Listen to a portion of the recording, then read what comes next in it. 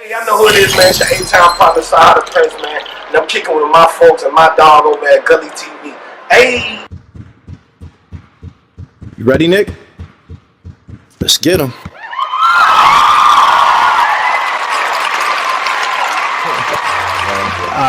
Yeah, normally I prepare to the point that I don't have to get on, on camera with any notes or anything like that. But the situation right here is a lot to unpack. How you been, by the way? We ain't spoken a couple of years. Yeah, because it just took a couple of years for us to let everything manifest and marinate. We was in a bad place. Yeah, it just took, now you see how long it took for us to come to this day. Yeah, respect the dribble. Respect the dribble. You know what I'm saying? Never disrespected the dribble. How you been? Good, man. How about you? It's a lot that I want to discuss with you. I want to provide some footnotes attached to this trending documentary, The Reckoning, produced by 50 Cent. Before we get into that, it's just something that I have to ask you. Okay. What do you think about Gene Deal? Ooh, that's a good question. Gene is Gene, a grown man. He's Gene. I usually, he has his voice. He has his opinion about things. I watch him a lot. Right. His interviews. As far as a person, I think he's a cool person. But I don't really have too much negative to say about about him. Right. The content that I bring to the internet, it goes far beyond the lights and the cameras. Mm-hmm. And it's my opinion that in order to conduct a proper interview, you first need some proper networking, some proper contacts. Mm-hmm. And I brought to the table a personal relationship with you before all of this happened, right? And I felt that due to our personal relationship, you were more transparent with me than other media outlets.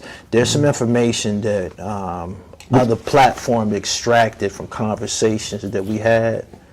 I didn't like. From my past interviews? Yeah, absolutely. I didn't like how Gene and our Art of Dialogue took your story about Suge putting Diddy in the full Nelson, and the shooter with the Jamaican accent saying, Shout out Valentine. Yeah, I don't watch television. I don't watch television. Me don't watch television. Yeah.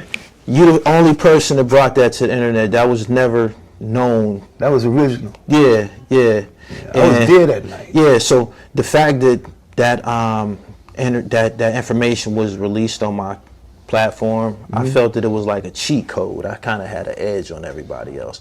But I didn't appreciate them niggas. That was my issue, that primarily. I didn't appreciate them niggas taking information from my platform and not acknowledging me. And not acknowledging. Yeah, there's a proper way to conduct the interview. And if I reference some information that I got from Choke No Joke, I have no problem saying his name. That's just propers.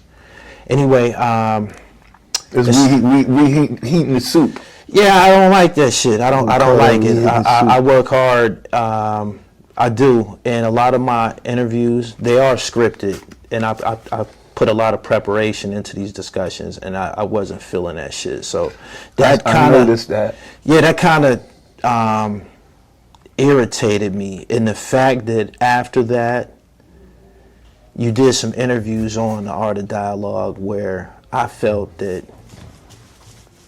Art of Dialogue didn't use any discretion. And a lot of people, when I announced that I was doing this interview with you, I announced it on my platform, I believe Thursday or Friday. Gully TV. A lot of people wanted to know, after watching the Reckoning documentary, you got emotional towards the end of the production, and a lot of people were saying in my comments, why is he crying right now when he was aware of Diddy putting intoxicants into some of the drinks? And with a statement like that, I felt, it's on tape.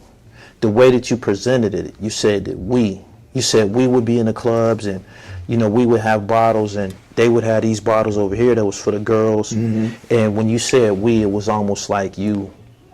We the boys, we the men, the ones that are going to sleep with the girls. We are part of spiking these bitches' drinks and shit. That's how it came out. But that's how it may have came out. But it didn't come out like it's not like I put Molly all in her champagne and she didn't know it. Okay. I didn't take her home and enjoy it. I wanted to bring you here so you could clarify that, because after watching the documentary, there's a portion on the documentary when the white girl, I believe her name is Aubrey O'Day, she speaks about somebody who filed a lawsuit against Diddy, and they had an affidavit, and this person on this affidavit was speaking about walking in on Aubrey O'Day being sexually assaulted. Aubrey O'Day, though, she don't remember it. So that leads me to believe that she probably was date rape drug. Yeah, date rape or under some type of intoxicants. And I felt that I would love to give you an opportunity to clarify exactly what you were saying when you said that. Okay. There's two ways we can look at this. The first way is, it's called sex, drugs, and rock and roll. Okay. There's no problem with that. Sex, drugs, and hip hop, there's a problem. That's why in the new book I got a chapter called Sex, Drugs, and Hip Hop. So it explains, like, when you have a rock and roll artist that can go on stage and bite a bat's head off, defecate on himself and rub it all over his body and jump into the crowd. Right. Yeah. But when it comes to hip hop, it's a problem. Now there are such thing as drugs in hip hop. There's a such thing as prostitution in hip hop. Industry is actually in the street. So anything that we're doing, music entertainment wise, is an in the street business. Okay. And to me, I think there's a lot of things that come along with music. Even owning a record label, you ever notice that most of the people who own record labels usually were ex-drug dealers trying to find another way, something else to get into. So another thing we look at is a lot of females back in this time, when we were those stars, they wanted drugs. That's what they wanted. It's a lot of females. You can go to any club right now. There's a lot of women out there that want drugs. It's a lot of women who took ecstasy freely on their own. And they didn't want to party or feel right if they didn't have ecstasy in their system. Okay. So, you know, when you're dealing with them, that's why when you think of the songs like, I quoted Rick Ross, that doesn't mean much, but it's like, it was okay at one time to say those kind of things, but then all of a sudden it turned to a point to where it wasn't okay. Not saying that I put something in someone's drink and drugged them. I wouldn't want to sleep with a girl who was intoxicated or passed out. That's Rick Ross was vilified for what he said, though. There was something that came behind that. I remember maybe around 2012 when the song was called "You Don't Even Know It." And when he said that verse wasn't accepted by general society. I'm trying to wrap my mind around what your rebuttal about sex, drugs, and rock and roll and hip hop. Putting an intoxicant in somebody's drink is a crime, especially if it's followed up with a sexual assault. And that's a creep move. Yeah, exactly. So that's for somebody who don't know how to talk to a female while she's not on anything. That's a creep move. Yeah. So they are the ones that need to use that in order to find someone. Me, I have a beautiful way of just expressing myself through words. So even if I don't like to even have a female who's passed out. I don't want to have sex with a female who's on drugs. You know, I don't want to have sex with a female who's underage. I don't want to have sex with a female who's broke. I don't want to have sex with a female who's ugly. You understand? So to answer that question, the we would also be the part of. See, we used to have security guards and everything with us. Yeah. And I was super happy when it would be Wolf, and he'd say, "Don't drink those drinks right there. Okay. Stay away from those right there." Okay. Right. And that's the champagne game was very. it was a thing back then. You remember to have a bottle of Cristal in the club. Absolutely. Go to the club, spend $250 a bottle. Absolutely. Right? Sometimes you go to the club and buy a $250 bottle. It's the Winter Wind because they done took it out, put the wholesale Declique, whatever, one of them cheaper champagnes in there. Then you in the club drinking, you be like, this don't taste like Moet, because they done put the slip off on it. You know what I'm saying? So Yeah. to answer your question, what I can tell you is I never had to use a drug or anything and had to intoxicate a female for her to understand me. I mean, because I look at it, man. Even if I was a female, I still fuck with myself. So I feel good about me. You know what I'm saying? Right. It's the dribble. But that ain't my dribble. I got it. I got it. What I got out of what you just said was basically when you was telling your story and you was saying you was speaking of Bad Boy, the company. The man, yes, just the guys. Our VIP section. Yeah. Because everybody they are down there. We are up here. This is a section for us. Right. So when we used to go get females, we say, would you like to come to our section? Yeah. It wasn't like, do you want to come up here into the booth with the bar around it? You Right. know? Right. That's us. When we on the road, it's like we ain't going nowhere. It's what I said in the song. We ain't, because I was part of we. Yeah. I was part of Bad Boy. It wasn't your place to hop up and tell anybody outside of the company that you was in, don't drink this. Don't drink. That's not. I wouldn't. I tell you what. I've seen plenty of women that I said, do not go to Puffy's party. Yeah. And I have women that tell me today, like, yo, thank you so much for not telling me not to. I had some females that I used to tell them, like, don't drink with them. Right. You know, I give them the, no drinking. Go get your own drink. Yeah. Right? Right. I had some that, because not that I said that anything or I knew anything was in that bottle or in that drink. I just said, don't drink with them. It's like drinking with creeps. Don't drink with the creep guys. Right. You know what I'm saying? What is that? The guys you're going to wake up and you're going to think you was in the bed with Lil Rod.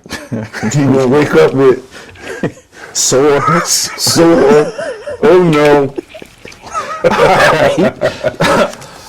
All right, moving right along. I want you to give my viewers some insight on what it was like growing. You're New Jersey native, right? New York, New Jersey. I was born in New York. Okay. I was raised in New Jersey. Tell me what growing up in New Jersey was like.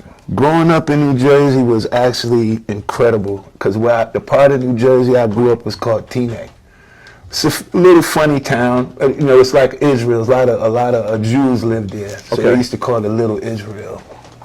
And so it's a rich town. It's almost like the Hollywood of California back in the day. So I grew up in a very rich town that was known for a lot of violent crimes and home-wise. Okay.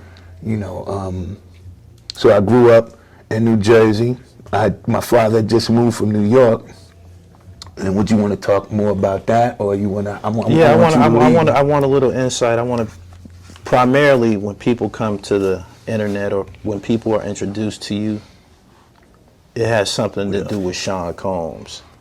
So what I want, I just want to provide you with the opportunity to give people a little bit of background on how you fell in love with hip hop. Were you a part of the hip hop culture growing up in your teens? How did you end up becoming a writer, a rapper, you know? Well, one thing I will say first, I want to start off with saying, Sean Combs, if you ask me, he was on my team. Okay. Right, I was never on his team. Clarify that. Because I'm the one who wrote the music that he was singing. So if I wrote the music, I'm the one that's the brain. Okay. I'm the one, I can sit there and write and make you say, I'm a sucker. And if it sounds good, you'll say it. Because I wrote it. You didn't write it. Okay. So that means, you know, a lot of people say to me, Sean, he didn't ever put your album out because maybe you suck as a rapper. You know what I'm saying? You suck as a rapper. I'd be like, so you trying to tell me that I can pen him some songs, but I can't pen a song for myself. Right? So that's just how people are. We heard you on Muscle Game, though. We heard you on Bad Boy for Life. You got don't speak that song. Which one? Muscle Game. Since we're talking about Muscle Game, in the documentary you said that you felt some type of way about some of the ad-libs. Yeah, the ad-lib, man, was just like... Yeah, some of the things that he said, but I just want to interject. The shit that he said... What did he say?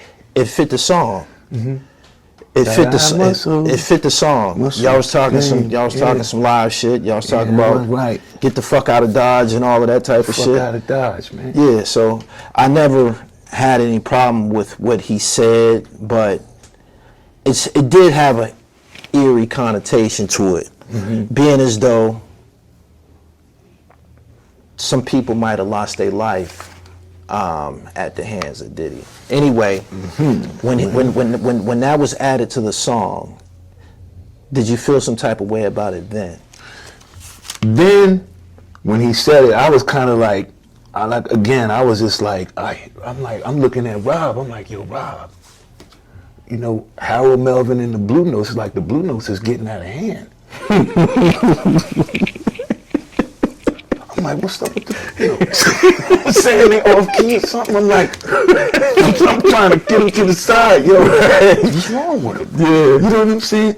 So he was talking. I was like, okay. I left out of the studio that evening confused. Yeah. Right? But then this is the thing that really gets to me, is fast forwarded to years later, and then you hear people saying, $1 million, $1 million. It was like a lot of $1 million. I'm like, damn. Yeah, it started to make sense as we got more information associated with some events that probably happened. Different other events that added up, and I was like, damn, maybe that's the $1 million he was talking about.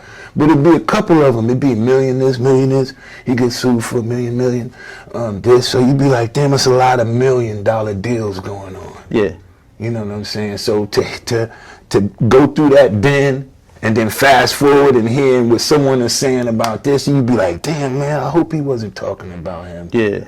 I hope he wasn't. Because I would have told him I didn't want to do music that day. I would have been like, nah, today's not a good day for music, brother. You know, I think I want to take a break, a rest. Right. You know. Professionally, your story musically, it predated your relationship with Bad Boy Records. You care to share?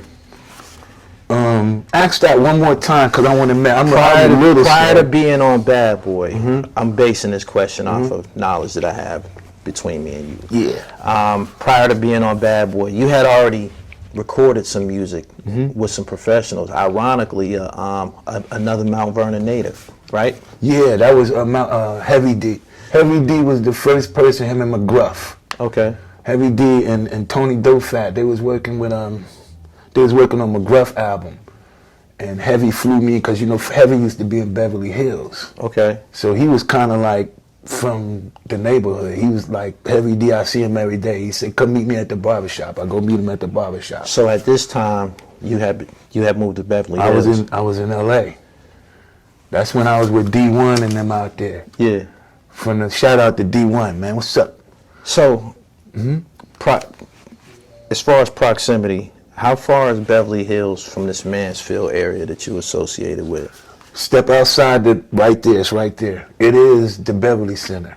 Okay. It is like, you know how you go to the Beverly Center? I've never been there. I heard a lot about it. No, you gotta get out there. I wouldn't fuck around at the Beverly Center. You gotta get out there. Yeah. Got a notorious reputation. It has a real bad reputation, but everything that in Hollywood was basically, you're in Mansfield, or it's another neighborhood that might be there. But as far as this right here, this mall in this area, right, that's what it was. Okay. So you started out before. You know, now I wanted to get something else. Before, when I lived in New York, my grandmother, well, my father's first wife's mother, her name was Zell Sanders. Right. And she was the first black lady to own a record label in New York, but not only New York, it was another lady that they say was the first black lady to have a record label out of Detroit in 1958. What was the name? Can you recall? I can't remember the name of the lady's label in Detroit, but my grandmother had a record label in 1955. In New York? Yes. So they say that she's the first lady. The one in Detroit was the first black lady to own a record label. Actually, my grandmother was. Okay. Right. And my father was a singer. His name was Kenneth Curry. He had a song. It's called I Am. That's why I remade it and made me a song called I Am. That's what that song. So music, you got a musical pedigree all the way, even from Mississippi. The Jackson Southerners. It's a real gospel family. I come from a gospel background. Yeah. The Jackson Southerners. Those is my cousins, as well as Ray J and Brandy. Shout out Ray J White. What up? Those are relatives? Yeah, those are my relatives. Okay. Shout out Brandy. Hey, Brandy. All right. Damn, I never knew that about you, related to Ray J and Brandy. You know, shout out Reggie, Ryan. I got cousins that manage people like they would manage Nicki Minaj. Yeah. Yeah, I got cousins. One of them, you know, that's just my family. I come from a music background. Got it. So when I met Puff, what felt disrespectful to me is that I already came from music, and I know what it's like to be played in music because I saw my father get played. Okay. I knew my grandmother had 26 R&B. She had 26 female R&B groups. This is my father's first wife's mother. Right. You understand? So she had 26 R&B groups. So every time she would have a problem with like Chess Records, they were signed to Chess Records, the same the label, the movie that they did about Beyonce, and she was with the Chess, Leonardo Chess and his brother. Yeah. They give you a Cadillac. That's why they call Cadillac it movie Cadillac. Yeah. Right? So my grandmother drove a Cadillac. You understand? This is just, again, and my father was a singer. So, and she had 26 R&B, female R&B groups. Yeah. But every time she would fall out with the record label, she would create a new record label and then keep the same R&B group and just change their name. That's why she had 26 of the same 4 girls, 5 girls, whatever it may be. Reinvention. Yeah, this reinventing. You know, so I come from that. So I know what it's like to create opportunity for someone other than to just create fame. Yeah. Because fame, you know, is really a dangerous thing if you don't have everything that the opportunity brings with fame. Yeah. It's not just being able to be seen. To be seen and not have money to go along with it is almost like murder. Okay, now with your knowledge of the music business, contractually, what exactly was it that he did to you? Well, contractually, one thing I want, this might be off the soapbox a little. Yeah. But I want you to know, like a lot of people don't know, as an artist, as soon as you sign your deal, one thing that they take out on you is a life insurance policy. Okay. It's by Lloyd's of London, you know. Yeah. So as an artist, when you sign your contract, as soon as you sign it, it's how it is. They take a life insurance policy out on you. So that's general practice in the music business. I believe it was general. Major. Yeah, I think it was general practice, but it was just creepy business because you'd be like, damn. So if I'm on the road and something happens to me, y'all gonna get all y'all money back. Yeah. So this is how they gonna recoup. We gonna give you some money, but if you die, we still gonna get our money. You gonna still pay us. So, based on what you're saying, is it safe to say that Diddy might have benefited financially from the death of Craig Mack and Notorious Big? If he had an insurance policy on him, then yes. It just depends on if he had that insurance policy on him. Yeah. Right? And even with Black Rob. Forgot about Rob. Yeah, we can't forget about Rob. Yeah. So it's a lot of artists that you can have an insurance policy on, but you know, I think that would be a good question for Janice Combs, wouldn't it? Yeah. Yeah. That should be something that you guys might want to ask in the world. And this be like, though, this is what I want to know. Yeah. Do you or did you have an insurance policy on your artist? No doubt. We kind of jumping the gun. I want to take people back to how you ended up in a situation where you were a part of Bad Boy Records. Now, in prior conversations, you told me that it was rooted in an incident that happened at that club. What was the name of the club? Platinum House. Platinum House.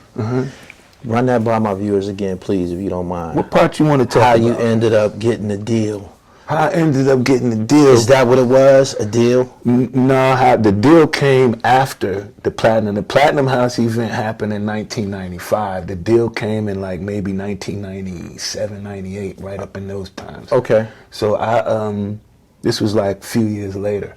How I got the deal is because the part of California that I'm from, well, where I used to live at and where I used to be, the friends that I used to Go ahead, have, say it. You didn't say it on here before. it was the Mansfields. It's the ones. All right. So I used to do, because I was signed to D1. Okay. And we was doing a record label. We was going to have a record label called Checkmate. So we was pushing hard, creating content, music, getting everything going. And then all of a sudden, he gets a call from Puff. D1 gets a call from Puff. He keep on wanting to sign me. I want to sign your man. I want to sign your man. Yeah. So then he asked me one day, he said, Mark, do you want to sign the Bad Boy? And I said, I think it would be a good move, because Puffy is actually helping people with their careers. It's That like, was you know, that was your perception at the time. That was my perception. Okay. So he wanted to sign me. He called me and one night and he was like, yo, I want to sign you to Bad Boy. I'm going to fly you out to Los Angeles. I got out there. He was like, welcome to Bad Boy, where all dreams come true and the world is right in front of you and everything's in your hand. Right. So I fell for that old banana in the tailpipe. No pun intended. We fall for, not, you know what I'm saying. The banana in the tailpipe might need a pause on it, but I pause it myself. You want to edit that one out? Oh, no. We good. Go ahead. Moving right along. So you ended up, what year you said, 97? Like 97, 98. What it was like signing? You It was actually cool. signed a contract? Yeah, I had to sign the contract because right around then I had just finished writing Godzilla, the Come With Me song. So before you actually signed the contract, you had already wrote that song for him? Yeah. How could you expect to be compensated for it? Because you spoke about it, the way that it was presented in the documentary, it was like you weren't compensated for that song. But if you signed after the song was created, then he didn't owe you anything. No, let me give you the flip side so you understand. Okay. All right. We were recording. We were going on tour. After I went and seen him in Los Angeles, he was like, you know, I'm ready to go on tour. He on the Forever tour. Yeah. Excuse me. So he was like, I want you to go on tour so you can see what it's like to be on tour life. Went on tour, the Locks, Mace, Faith, everybody's there. So I'm running around on tour. And at the same time, we taking flights from the tour. Every time we be in the state, we got to take a jet back to Los Angeles to go to the studio because we working on the Godzilla soundtrack. Okay. So we finished the Godzilla soundtrack. Now, Puff, D1 had met Puff and made Puff sign over the publishing for Godzilla. You're not going to be our administrator. That means, like, we didn't want him to administer our deal, right? Okay. So then, in order for him to actually get anything from me, I had to sign my deal with the record label that I was working with out of Los Angeles. And then in return, he signed me from a production company. So that means he can give the money to this person. All right. Right? So then it was very important that I signed, because if I didn't sign, he wouldn't have no publishing on Godzilla. So in order for me to produce and put this song out, you're gonna have to sign. Because if not, I don't have ownership of anything. I own it once I sign you.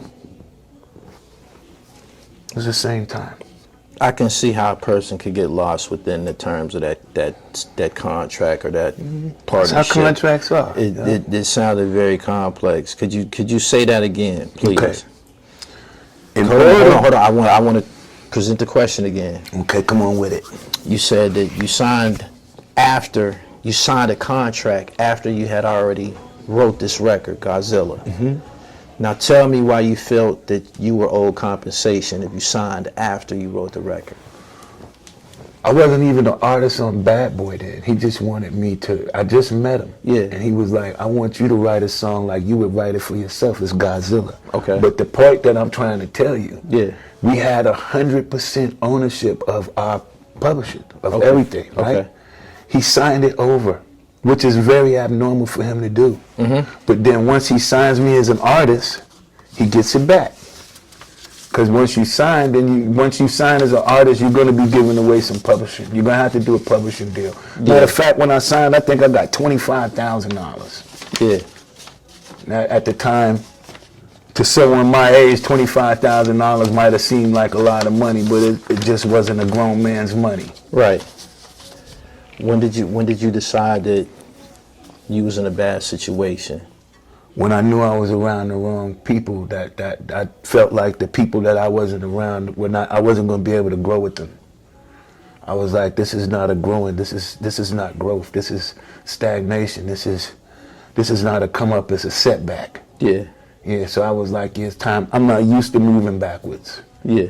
You know what I'm saying? So I was like, it's time for me to make some changes in my life. Answer this for me. What is your gripe with Sean Combs? My gripe is for you to be a successful man. Yeah. And when someone comes to you and you're supposed to help them make a dream come true, right? And I trust in you. I signed a contract and I trusted in you that this is what our business was going to be. I lived up to my part of the deal, right? Now, you can also say that it's not often does one have the opportunity to be in that position. Right. That's a once in a lifetime type opportunity. So people can say, well, why didn't you do this or why didn't you do that? You be like, because I already was doing what I said I was going to do. You know what I'm saying? And I wasn't going to be a label whore where you be like, well, I was on Bad Boy, then now I'm going to go over here and be No Limit Soldier, and then I'm going to go over here and be Murder Inc., and then I'm going to be Death Row. You be like, you're like a slut. Yeah. So I'm not going to slut me. So once I said Bad Boy to the casket drop, I can't turn around and be like, now I'm something else. Death Squad, so deaf. Yeah. You know what I'm saying? So I want to make sure I answer your question. I need you to do that. And we're back on the question, like the sign, like how did I sign and expect for him when You signed the contract after you did some work. In order to get what he was looking for, I had to sign a contract because he would have nothing. He wouldn't have ownership of the song if I didn't sign the contract. So it's like I sign you and I tell you, all right, now I'm going to give you a publishing deal. In order for you to sign, I'm going to do your publishing deal. So you give a publishing deal, now you get to get it right back. Yeah. Yeah. Speaking of publishing, before he went to jail, before he started to accumulate all those lawsuits, he went around and he gave all the artists their publishing back. Has that benefited you in any way since you got it back? No. Tell me exactly what he gave back to you. What he gave back to me probably was like $300 a year. $400 a year. Is that because the songs aren't on the radio and shit like that? That's almost giving you back the publishing for sales, for a CD or cassette tape. You'd be like, well, who's playing cassette tapes? Right. Who's playing CDs? Like, where are they selling these for me to make some money? Yeah. So it's the difference between physical sales and sales when it comes to viewing, like BMI ASCAPs. It's two different. Then you got EMI, Sony ATV, which is the same as EMI. Yeah. So those are two different kind of publishing. One is going to be for sales, and one is going to be for radio things that you see and commercials and shit like that. Yeah, you see and you hear it, and then you get a publishing. Right. One is a physical sale. He gave back the physical sale, which is they're not selling tangible CDs. nobody's selling them no more. So when he did that, they were like, okay, he wanted to sign a non-disclosure. I said, well, there's no way in the world we could sign a non-disclosure and say, and it says, you know, if you accept this, you can't say nothing about Puff. You can't say nothing about his mother. Hold on. You ended up accepting the publishing, right? Right, but you gotta let me put people out. Okay, and with that came an NDA? Came an NDA, but you can't give me an NDA because I wrote a whole book about you. Yeah. So I could talk about my book, Yeah. Now, if you want to talk about that, that means you can't NDA me off of this music because I wrote a whole book. Now, in that, it's going to say you're going to have to stop selling your book or something like that. Yeah. And that would never happen until you gave me 5 years worth of book sales up front. Yeah. That's going to be some money, right? You want that, you pay. How has the book, explain to me the success, the popularity, how has the internet affected the sales of this book? I remember I had a point in time you had this book and it wasn't a real big deal. It was almost like people weren't hearing you. It wasn't hearing it. At what point did it start to become an integral part of the story? Once the lawsuit start coming out? Well, once 50 got a hold of it, I believe, and then, what happened was everything that I'm saying in this book for all of these years is exactly what he's going through now. So it's like, right now what you're seeing him going through is what he was going with. The same thing was going on back then. And we talking about to 2000, 1998. Yeah. So, and I was around that era. So it was different people that were hurt, different women that were abused, different artists that were used. Right. So it's the same story. It's the same story remixed. We're still dealing with the same person we've been dealing with since day one. Yeah. Since you've seen him on TV then, we're dealing with the same person still. Nothing has changed. He got more arrogant. When you wrote that book, was you vilified for it? Was there any threats? See, anything like that? When He's I a wrote very this powerful book, guy. when I wrote this book, really, it's almost like the Lakers getting mad at the New York Knicks. Both of us are players. We all got everything. Everybody got everything. So it's like sometimes there's a no-win situation to it. And then also, like I always think, if anything ever happened to me, you already know who did it and what it's over. Yeah. So it's like that's why I don't live my life stupid. Yeah. You know didn't what I'm really saying? answer the question though. What? At any point, was there any turbulence associated with? Because you was one of the first artists that took a stance or went public with how you felt about him, right? Yeah. What year was that? 2009 when I released that book. 2009. And you never. I'm pretty sure you still had associates that were still associated with Bad Boy. Nobody ever came to you and said, yo, he feel like this, or he's upset, or he want to do something to you, anything like that?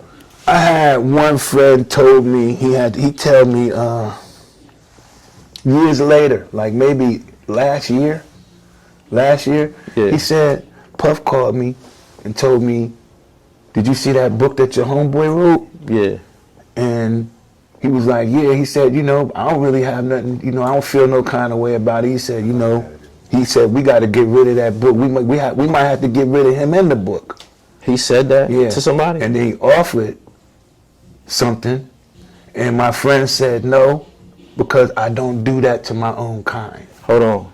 That was fast, I'm saying it in a way that I can say it. I need some clarity. All right, I'm saying it the way that I can say it.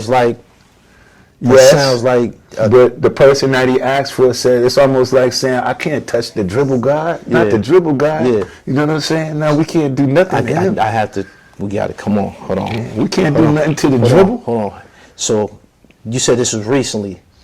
He just told me, this year. But he kept it a secret for so long that I was like, wow, it's respect that you didn't even bring that to my attention.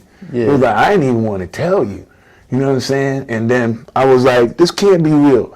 And then I had another friend that vouched for it and said I was there when he called. So he said to them, we might have to get rid of him and his book.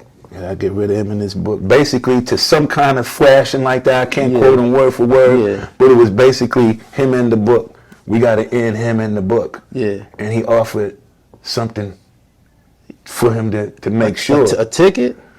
This was something he offered them. You know what I'm saying? And he said, he said, and I they can't just do now it. telling you consider these guys, you consider these guys to be friends? Him and Puff? The guys who just now telling you that he wanted to put money on your head, you consider them to be friends? Yeah. Because they didn't act on it. It didn't act on it, and you told me, and you didn't want to tell me. It was like, yo, you know what? I never wanted to tell you this, but did you know this is what it was? And I was like, nah, I never knew it. I'm glad you never told me. I'm glad that that's not the energy we put into the world. Right. See, when we put the energy into the world, that's when things happen. It's just about why would I put that energy out there? Was it a specific year that they told you this transpired in? I don't remember the year. Hold on, I can find out though. Yeah. Wow, what year was that? All right, see? That's why I still run with the same people. I don't never change up. I'm running with the same crew. I'm doing the same thing. What year was that? No. Yeah. Yo, how did they? Yeah, kids. How did they? In my class. No. See my balls. No. Let's get back to the documentary. Actually, we're gonna interview this. Yeah. All right. Listen, right. I gotta be a lighter. In regards to the documentary, when did you become aware of this documentary? You was on a few joints. I seen you on you was on a Tubi joint or a TMZ joint. Like, I was all over. You was doing a tour. Man, I was on. They was coming. They used to bring the studio to my house. Yeah. I did. I didn't even know Nancy Gray. Whatever her Nancy name was. Grace. She Yeah, I did popping. her. That's a big I wig. did Kodo. And that's when the dude asked me, so well, how do you feel? Who's that? Grant. How do you feel about Puffy being a misogynist? I said, first of all, let's slow it up. What's a misogynist? What's a misogynist? He said, a misogynist is a man who takes advantage of that. And I was like, no, I don't think he's one of them. I don't call him a misogynist. I think he's a John.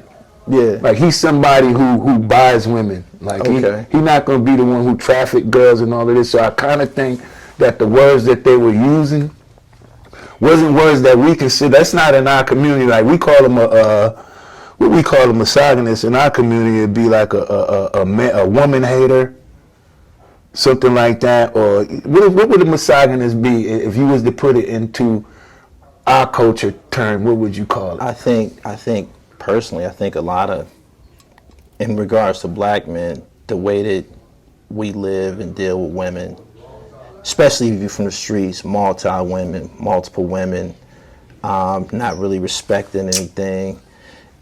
A misogynist, that's some of the traits you probably could associate with what we believe to be an alpha male. Mm-hmm. So you said that some of the things that he was accused of, like the sex trafficking and shit like that, you didn't feel that that's something that he was guilty of? Nah, because I tell you this story. Can I answer to you? Can I answer this story? Let's go. So one day we was on the road like Connecticut or something. And we ready to get on the tour bus. We ready to go to like Philly or something like that, which ain't a far trip, maybe a couple of hours or something like that. Hours, right? Yeah. So I had just met a girl when we got off stage. Mm-hmm. So I got off stage. They was like, hey, we want to party. We were like, damn, we ready to get on the bus and leave. So we ready to go. They was like, don't worry. They got in their car and drove all the way to the next state with us. Followed y'all. Yeah, followed us up over there, right? Right. So when we got there, and then we had a little fun, then they went home. See, but back in the days, we would never consider that what they might call trafficking or something like that. Now that they drove themselves. Yeah, but sometimes you got those that want to get on the bus and ride on the tour bus. Okay. You know what I'm saying? So then now you be like, but that was just routine. You be like, yo, if we leaving here tonight, we loading this bus up. Then the girls get over there, you get them, then you be like, yeah, I get a bus home.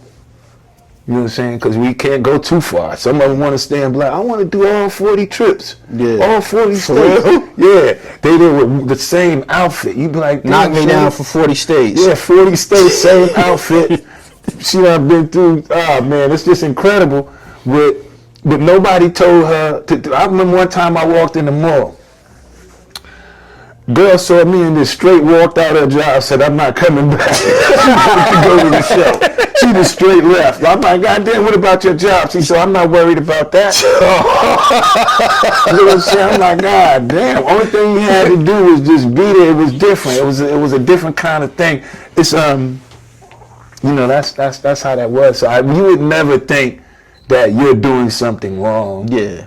Until now, they was like, yo, that's called sex trafficking. You be like, wow, for real? I think that came, that was something that was created to take us out. They initially started using that shit to put pimps in jail for, you know, decades and shit like that. I believe Good Game might have did a sentence for, if you take a woman across state lines, then it's sex trafficking if you have a motive anyway. But I ain't gonna lie, I took a girl from here to the mountains one time. I took a girl from here to Chattanooga, you know what I'm saying, because we were gonna go camping, you know what I'm saying? So you just don't never know it. But now, with the way that things are explained, if somebody's like, yo, let's go here, you be like, no, I'm not going, I'm not doing none of that, because it's called sex trafficking. Yeah. See, they changed the names, they switched the rules up on us real quick. Now, you're sex trafficking, you're not a prostitute, and they're called people who be in traffic, and if you're someone who buys a prostitute, they get you, now your charge is sex trafficking.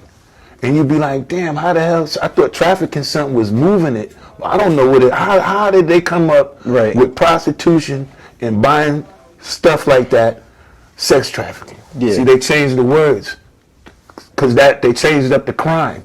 They made it a crime now, like, you know what? This is something we can do to control these, you know, let's just do sex trafficking. These niggas. Yeah, these niggas. Yeah. Let's call it sex trafficking. Let's put their ass in jail. You know what I'm saying? And let's give them some charges. Right. You know what I'm saying? Like, and that's, you know, same like what they did Bill Cosby. Yeah. Look at R. Kelly.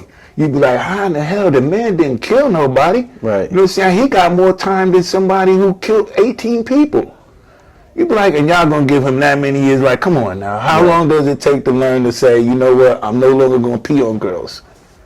No more pee-pee. Yeah. You know what I'm saying? No more whatever what they was doing. It don't take that long to say that, to figure out that something was wrong with you up here. Right. I believe Puff was sentenced to 40 months for RICO case, violation of the Mann Act, and sex trafficking. How much of that do you feel that he was guilty of? Well, I feel he might have been guilty of all of it, but I just don't see how the crime adds up. You know what I'm saying? Like the Mann Act, that's something they just threw out real fast. I'm like, where the heck did they come out with the Mann Act? You know what I'm saying? Yeah. Before it was called what? You in trouble for soliciting prostitutes. What happened to soliciting prostitutes? Right. You know what I'm saying?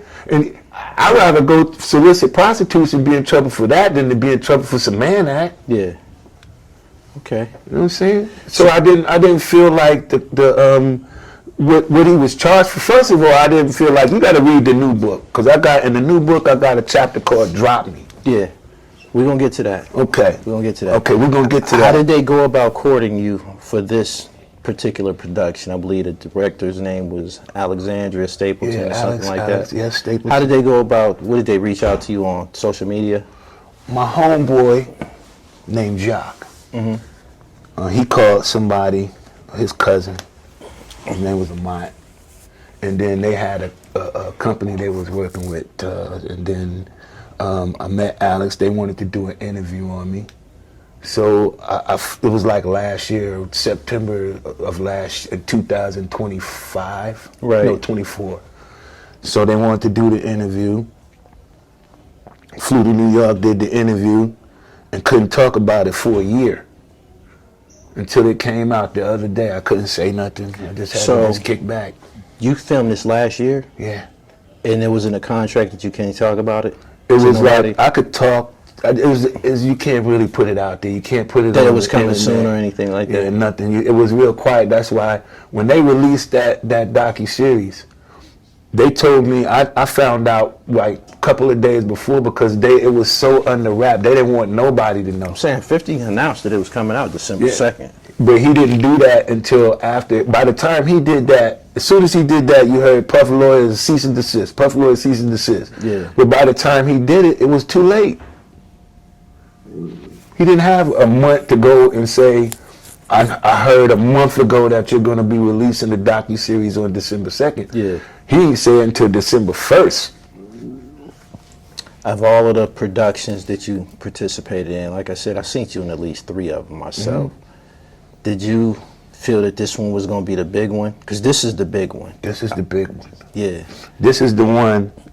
This is the one that changed my life. For real? This is the one, yeah. What actually changed my life, the biggest interview I ever did that actually changed my life was the one I did with you. See, you thought I was going to catch you slipping. Which one? The one we did when we recorded the video. When you came down here, we did the Reach Entertainment. We had a big movement going on. Oh, the energy, the solar panels, solar energy. So the biggest interview was that interview, because that interview right there was like I was just a regular dude by this time. Yeah. I was running around with whopping them. Yeah. Just doing regular stuff, like for real. And then you was like, yo, you a star, you got it. You why you giving up? This is what happened. Hold on, let me give you one more last thing. Go ahead. You was like, yo, what's going on? You need to change your shirt. You need to get rid of these grays. Yo, you need to start being young again. Yeah, you need man. to get your dribble right. Yeah, we hanging out in the mall and shit, man. I was like, bitches man. need to know my man famous and shit. Like, you didn't want to wear that hat no more. Yeah, it was. So then I was like, damn, I'm like, I had to get rid of my favorite things. Like, yo, for real? You know what I'm saying? Like, the shirt really ain't nice. Nah, the shirt ain't cutting it. That's almost like I had to do Puff. You was doing manual labor, like You was keeping it 100 with me. Yeah. You feel me? Like, yo, Gully, what you think about this shirt? No. Just like that. No, that's how I had to tell Puff. I was like, what you think about that verse? No. I didn't like it. This is what happened. I only knew of you performing on Bad Boy for Life and Muscle Game.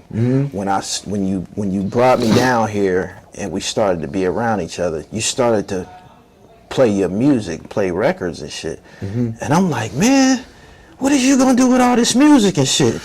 And I said, we should make videos out of this. Yeah. And you was like, we can't make no money. These shits belong to Puff and shit. Yeah. Right? And we started, I'm like, man, fuck Puff, man. Like, we started to do the music video. So I started to listen to your music and shit. I'm like, you a star. You got the whole story. Like, everywhere we went down here in Atlanta, people acknowledged you. Y'all put me in the Ritz-Carlton. I'm staying in the Ritz. So everybody that's coming in the Ritz is fucking famous. And me and you would be like standing in the lobby, and the fucking people at the desk could be like, yo, is that Mark Curry? Is that Mark Curry? Yeah. And other people, guests that was coming in the hotel was noticing you and shit like that. And you was very like nonchalant about exactly who you were. And I felt that at this time I was building my platform up, right? And you was a convenient racehorse. This nigga is a star. This nigga that I'm around every day is a star. I hear that. You dig? So we need to do some music videos. You need to start throwing that fly shit on. You got money. Yeah, man. You gotta start spending this motherfucking money getting fly again. And all of your contemporaries, all of your allies were in the music business. We started to go places. We went to Stevie J's party, and Mark, what's up, man? He grabbed a red rope and brought us up there on stage. I took you to Spliff Star House.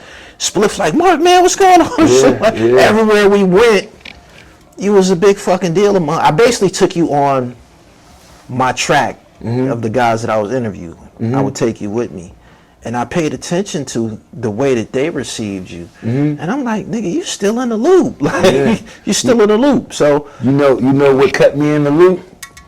What kept me in the loop was I didn't be a rapper no more, and I started being a more of a street guy, more of a friend too. Yeah. And I'm always I was always the kind of person, because I was a rapper. It was a time where they was like, rappers got all the drugs. Remember, there was a time, rappers got the drugs, right? Yeah. So I was a rapper, right? So I was able to I was a little slick. You know what I'm saying? But then I would know people just from being a kind person. Somebody you can call and be like, hey, do you know this? And I'd be like, as a rapper, you would know it. Because I'm a rapper. You know what I'm saying? I do know people who got whatever it is we looking for. That's why it's called the industry. I'd be like, what do you say you looking for what? I know somebody that got that. I never went and might not have partook in it or did anything, but I was basically like a plug. Basically. Definitely. Basically like a plug. The things that, the music videos that we did together. Hold on. Go ahead. Rock was too. I'm telling you keep on doing it. I'm putting you right on in there. So, no homo. The music videos that we did, I was reading the comments and I'm watching these views pile up and shit like that. I'm like, shit, let's do another one. And let's do another one. By then, we was getting busy. We got like 4 or 5 videos in, but man. the only thing you kept on, you was like, after or during the change, you was like, yo, you gonna have to get back young again. The more and more, you was looking at me like this. I said, what's he looking at? You was looking at me like this. You were, oh no, you gonna have to cut your hair down. Your glaze is coming out. You gonna go bald. You got to go bald. Shit. Like, put this shirt on. We gotta look like stars. Put this shirt on. I'm like, damn, Gully. Yeah, that's how it was, man. But that actually changed me. But this Netflix docuseries actually, did a lot for me. Yeah. And I want to thank 50 Cent. I want to thank Alex. I want to thank everybody who had a part to play in it. All of the people who partook and was on it in the docuseries. Shout out to y'all. How long did you shoot? Everybody shot for about, they shot for about an hour or two. Yeah. How long do you think, Rob? They shot for an hour or two. Me, I shot for all day. What about this documentary? Did anything about this documentary let you know that this was the big one? Yeah. What? All right, this how it happened. When on September 18th in my book, you gotta get that book. Don't forget, the new edition is out. On September 18th, I had asked Puff, and this was in, I forget what year. It's in the book. My father was dying.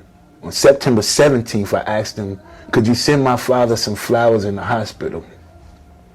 On September 18th, my father died. Fast forward, on September 16, 17, Puff gets arrested. And they were supposed to get him a day before. So when it happened, I said, oh, snap, the stars is lining up. Everything's lining up. It's my time now. The only thing I got to do is lining up. I just got to stand there and be ready, right? So all of the signs was coming to, and it happened in September. That's why, remember, I always used to talk about my movie I got, the Shimitar, about things that happened in September. Yeah. Sep being 7, it's the 9th month. It's Sep the 7th, so something's off. 8 is the 10th month. 8 is 8, something is off. So I knew it was lining up, and I knew it was time, but I was going to have to be patient because I saw Puff fall. I saw him fall when he was riding in New York and had the key to the city out of there. He had the key out the window, talking, and I was like, man, I wish he understood that, man. When an angel falls, he falls holding the key to the bottomless pit. So when I saw him with that key, I knew that he was falling and he was going to end up in the bottomless pit. Yeah. Right? Which is down. Right? Yeah. So I saw that. I saw them take the key from him. They did. They took that key, took the key back. I said, now they done took the key. They done gave the man the key, then took the key back. Yeah. Right? So I said, okay, I'm starting to see the signs. I'm starting to see God saying, you know what? It was plenty of times when you could have sat and talked to me, and we could have sat and talked, but you act like you was too busy for me. You act like, you don't have to talk to me. You felt like you were your own love, your own God. You don't need nobody. Nobody can stop you, right? Yeah. And then you didn't listen. You done hurt my children. You got people calling me saying, yo, this man messed my life up. You messed up a lot of people's lives, right? Do you hear me? He's just not listening. God said, come here, boy, let me sit you down for a minute. Let me sit you down. It's time for us to talk. So that's the reason why in prison, a lot of men find religion and they find God, a better relationship with God. So in this event, maybe the best place for him to be is in jail than to be no longer with us. Because God got a way of doing it. He may have been free and walked outside and something else happened to him, right? So this is just what God's plan is.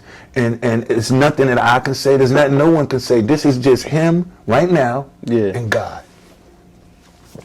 And God, I talk to him. To it. Right. You know what I'm saying? Because I have a good relationship with, man, it just be crazy. Sometimes I can say, damn, man, I wish I had $1,000. And then a friend will call me and be like, Curry, you want to make $1,000? I'd be like, sure do.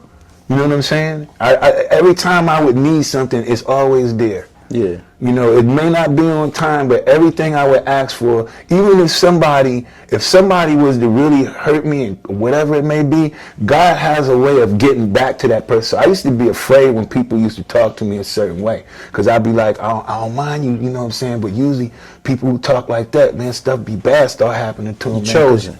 Yeah, you'd be like, I don't want to do that with you. You know what I'm saying? Like with my brothers and sisters, I never wanted to borrow money from them because, you know, to be told no hurts. And when you tell me no and I'm on a mission from God, and you telling me no, God will take all your money, everything you got just for saying no. Yeah.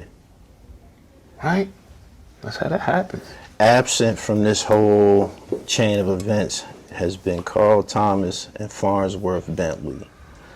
Why? This is very obvious. I believe, I mean, they don't even show Carl Thomas footage in none of these productions. And Farnsworth Bentley was somebody that was around, high profile, and just never heard anything. Why is that? Okay, first we're gonna go Carl Thomas. What up, my man? Carl Thomas has a career.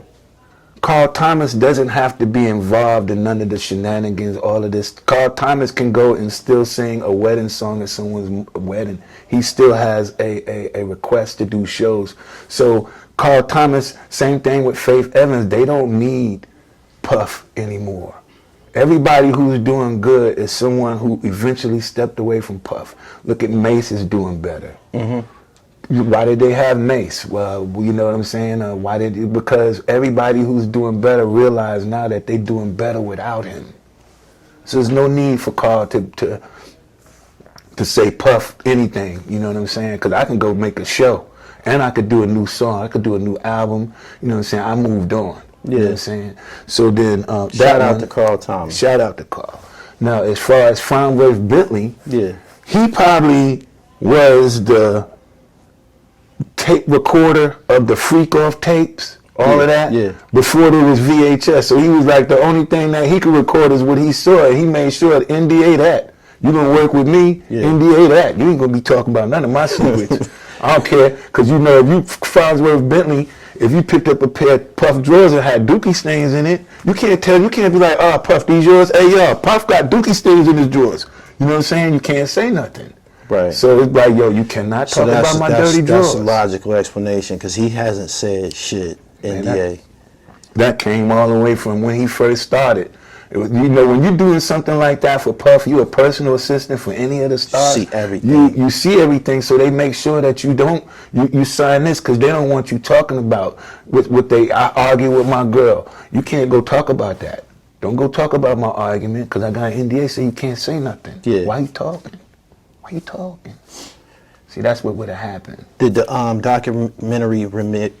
documentary reveal any information that you weren't aware of? Yeah, I did not know this dude was when they was like he was rubbing the man juice on his nipples. That kind of that's when I was like, nah, this is getting TMI. Like certain things I didn't want to know about him. Like when the girl said he called him Tootsie Roll, I was like, oh man, that must be bad. To be in public and the girl calling you Tootsie Roll, talking about, well, it ain't gonna matter, it ain't gonna hurt. He was like, come on over here. She was like, Tootsie Roll, come on, man. You ain't ready to hurt me. What you ready to do, push-ups on me, Tootsie Roll? You feel me? So it was a lot of things that I learned about him, things that I kind of like, some things I didn't want to know, because I felt like, you know, a lot of it was just freaky stuff. But then we used to do the Freaknik, and then all of that kind of stuff. So it was like, that's just personal stuff that he has going on. You might want to call it a sickness. So, you know, everybody, it ain't normal for somebody to be like, come here, girl, let me pee on you. You know what I'm saying? I get off by like people who get off on humiliating someone, like that's just another form of humiliation. Right. You know, so it's not normal. It's just I want to belittle you and make you feel like a piece of shit when I have sex to you. You be like, damn, man, why you got to pee? You know what I'm saying? Like, what if you met a girl, she want to pee on you when she say, hey, what you doing tonight? Come on over. I want to pee on you. I didn't see any, with the exception of the assault that was captured on film, I didn't see any wrongdoing in terms of his exchanges with Cassie. I saw domestic violence. Seemed like she was a willing participant. I saw domestic violence, and I was like, you know, when I saw it, and then you think about how many people in their own households, like where I grew up, ass kickings happen. Ass kickings happen. You know, now you can't even beat your kids because they're gonna call the police on you. Back in the days, put your ass in jail. Yeah. Not back in the days, they gonna get that belt, tear that ass up, switch, extension cord. Yeah. You understand? Tree. Yeah. Anything my mother could put her hands on, she was beating you with it, and you'd be like, damn, you can't call the police. Even when you used to get your ass whipped when we was a kid, you used to see the police driving by. You looking at the window, I wish I could tell y'all what's going on. This motherfucker, this lady crazy. You know what I'm saying? Yeah. But you couldn't. See, so nowadays, you know, that's just how it is, you know. So I don't see, you know, now this is what we gotta look at. Once might be domestic violence. Yeah. But as I wrote in the book, The Love Triangle, these things, right? Once you see a pattern of it, it's like, damn, you was kind of violent in that relationship. Oh, you was violent in that relationship too. Yeah. And that one. It's a pattern. And this one. Yeah. Like, you might have a short man complex. Then my understanding came when the girl called him Tootsie Roll. So just imagine, if all of the girls is calling you Tootsie Roll, you're going to have a short man complex. Right. Right? Yeah. Okay. Yeah. So they go, I don't want the girls calling me Tootsie. Hey, Tootsie Roll, shut up. Call me no damn Tootsie Roll. Did you watch the documentary all in one sitting? I watched it straight through all I think it was 4 episodes. I think it might have took me like 3 or 4 hours or something like that. Did you watch them all in one sitting? All the way through. I watched it all the way to the end. Where I suck a ass nigga. I watched it all the way. I said, "Oh, that's Let's the talk end about right that there." briefly.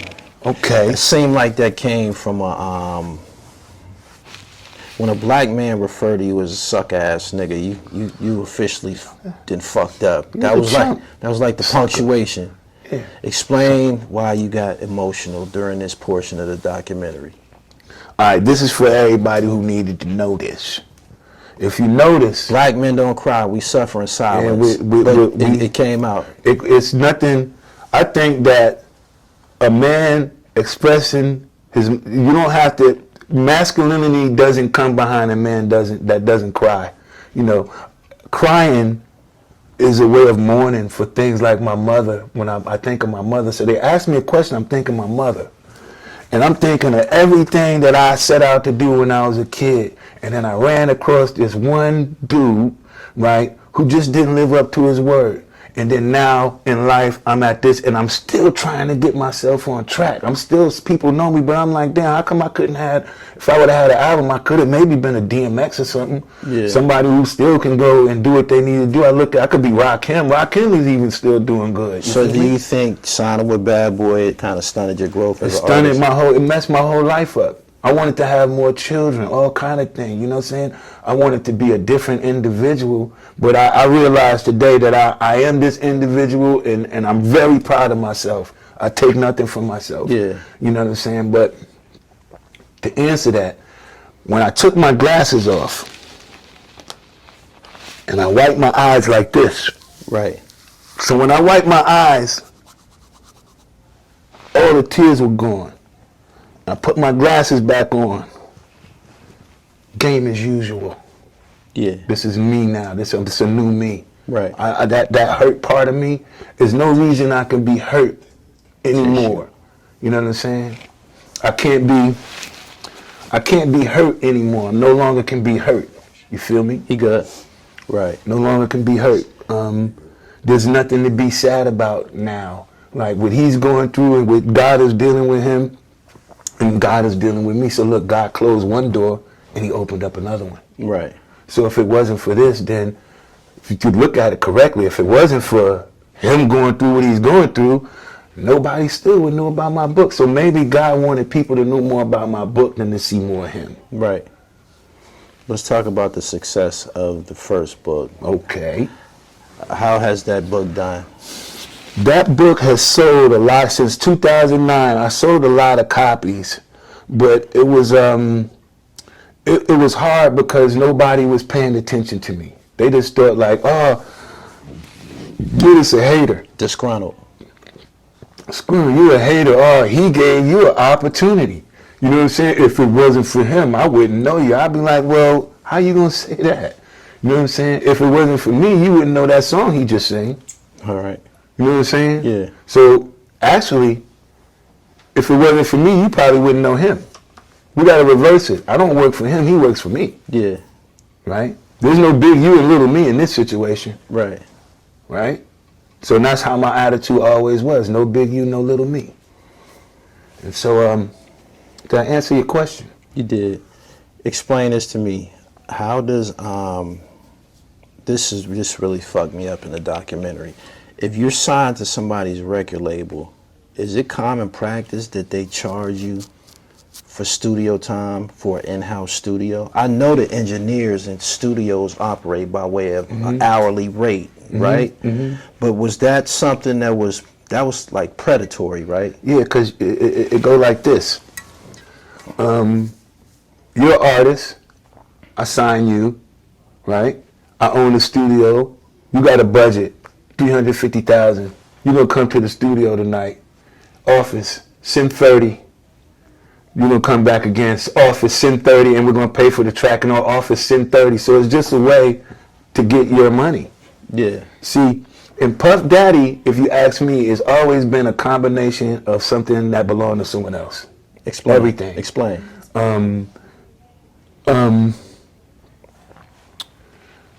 What I mean by that is, let's rewind back. What was the last thing I was just saying that I can pick up from there? You said it was a combination of... Okay. So, if you're the record label, okay, an example, let me give you a prime example of something. I think Cassie signed to a $10 million deal, right? 10 album deal. And then how much, and there was some money involved in her deal, right? Okay. Okay, well, we don't know how much, it was a lot of money. But how much money was she getting a month? She was getting what, like 30,000, they said, 30,000 a month? So 30,000 times 12 is how much? Like 300 and something thousand? Probably like 320 or something like that. So that means her being here, she only making $320,000 a year, and she has a deal. Might be X amount of millions of dollars, but you only giving her little pieces of 320 a year. Where's the rest of the money? So for 10 years, if I sign you to a record deal for 10 years, at $320,000 a year, you mean to tell me by the time 10 years, I'm only going to make $3 million? Yeah, that's crazy. And how much did you say they gave you for my record deal? Extra, how much? Where's the rest of the money? Come to the studio. Come on in. Daddy's house. Come on in. You know, here, want some water? Want all of this? You be like, I don't want nothing. I don't want no Skittles, no nothing. You know what I'm saying? Because y'all overcharging. I want to go to the vending machine. Right. Right? With my money. You know? It seemed like black people can be compensated with fame over fortune. Is that why a lot of people accepted what was going on at Bad Boy? Because I don't know of anybody that ended up being well off, but people seem to stick around. Babs in the documentary said that when she got accepted to make in the band, they gave her a stack of papers and told her, you need to sign this in 24 hours. She took him to a lawyer, and the lawyer said, I know that you want fame and fortune, but there's no fortune in this contract. They just want to pay you with fame. Was that something that kept people around? I mean, being a part of something like Bad Boy, that's probably like a once in a lifetime situation. See, let me give you this one. See, excuse me, because I keep looking at this picture. Shout out Tupac. in this situation, in order to keep an artist humble, see, an artist like Tupac can be boisterous. They can say to black people, unite, love each other. And people say, we don't want to use your mouth or your character to create peace. We want to use you to create chaos. Right? And in order for us to create chaos, one thing we got to do is be able to control your narratives. So we don't want you to be an artist, to be able to hold a microphone and say what you want. If you're going to be famous, you're going to hold the mic, you're going to say what we need you to say. Because we don't need people thinking. You know what I'm saying? I used to have this thing I used to tell people, look here, man, I need your help from the neck down, neck down. You do like this, neck down. That means I don't need you to do nothing up here. Don't think, no, I just need your labor, hands, feet, Right. from the neck down.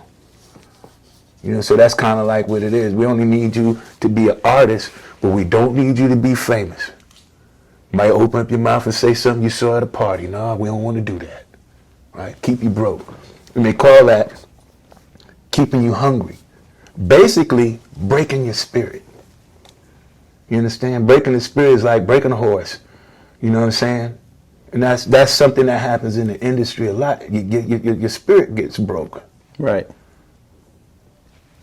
I've seen it. Yeah. What was it like living with Sean? You never told me that you lived with Sean Pope, man. Yeah. It was crazy living with Sean because Sean was young. Yeah. And every time Sean would come home, something was going on. Like what? Like what? One day Puff gave him a deal. Sean wanted a Mercedes. He come home, he say, Mark, can you come, let's go up to the Mercedes-Benz dealership. I want to get a Mercedes. We get up to the Benz dealership. And so he said he wanted 600 Benz. Yeah. And so they said, we don't have none. He said he wanted in black. They said, we ain't got none. We only got these 5s. In black. In black. Yeah. He said, well, can you take the 500 off and put a 600 emblem on? I heard about that. He did that. So was it was there? that time. It was that time I knew something was going wrong. So then he get in the car. Then he got this big old car. And I'm seeing the way he driving, like jerking and stuff. I'm like, oh shit, Sean can't drive. Yeah. I'm looking at him on the other side like, no, you're scaring me. Yeah. Right? So I go home. He asked me, he's like, yo, you want to ride with me up to Brooklyn? I said, nah, I'm good. I think I'm just going to walk get me a hamburger. I had to do the same thing like Puffin. Remember anything? They were like, get on out let's your go. way. Nah.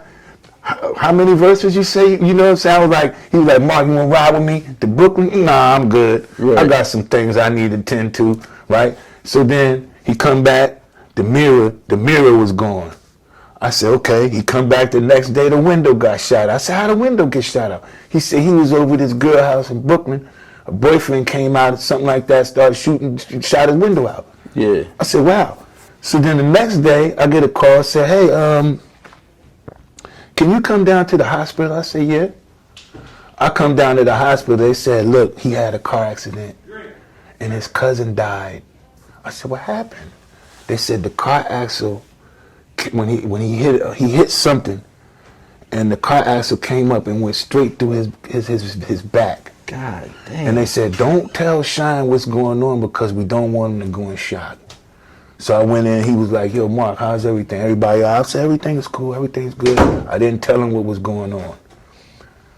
Me and Sean lived in a house together where his mother used to come by or call and be like, make sure he's this, make sure he okay. I got her, Miss Burroughs. No, I forget what it might have been Miss Burroughs, but I used to be like, I got him. I make sure he good. I make sure he ain't doing no crazy stuff.